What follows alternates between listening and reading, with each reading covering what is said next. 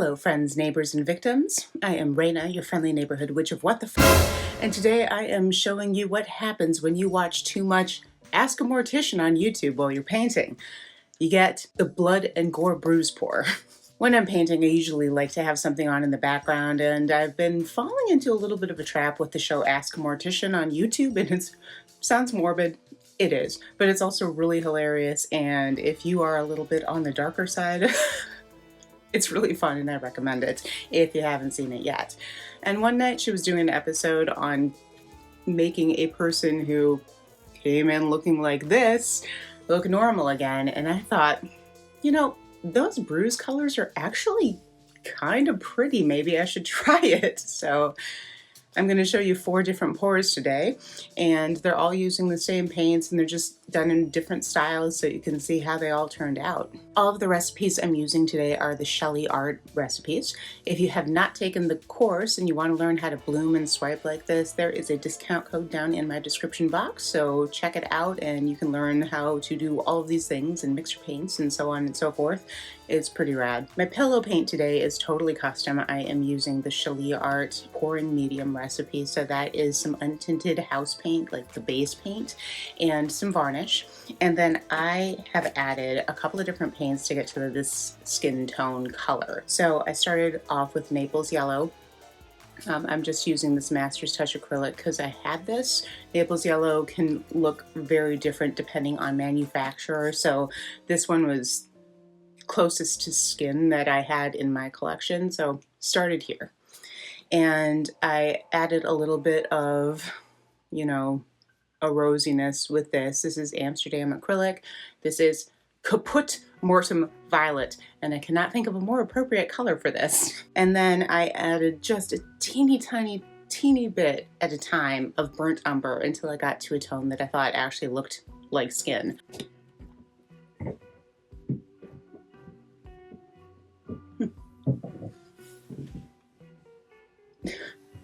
There's a squirrel going crazy on my roof. This pillow paint recipe does end up thinner than other SheleeArt recipe pillows, so just know that going in that you're going to have a little bit of a different result. Most of the colors I'm using today are custom. I started out with a bruise green and I mixed DecoArt Extreme Sheen in Peridot and a little bit of acrylic in light olive green. This is the Master's Touch that you get at Hobby Lobby. You could use really any colors. If you wanted to use TLP, this little Piggy asparagus is pretty close to the color I ended up with. So I just mixed them together until I found a color that I thought was suitable. Bruise purple. I got to this color by using DecoArt Extreme Sheen Pewter and Amethyst. And it's mostly pewter, but just a little amethyst until I got to that shade that looked pretty gory and pretty nasty.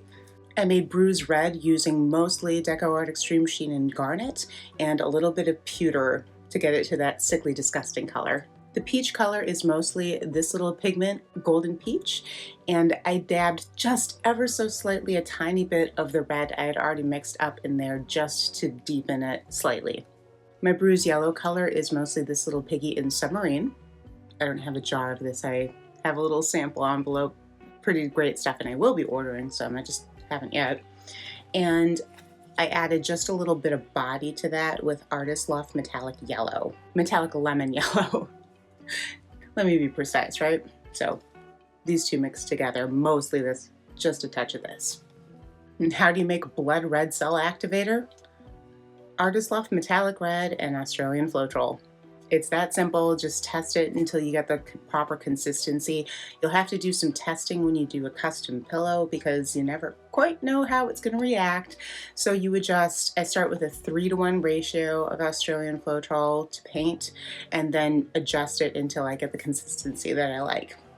Like I mentioned, I am showing you 4 different techniques. They're all on tile. 2 of them are on 4-inch tiles. One's on a 6-inch tile, and the other one is on like a 7.5-inch hexagon tile. I love using DecoArt Extreme Sheen in my pours. There is something about this paint, and I don't know because I'm not a chemist, but there's something that creates cells within this.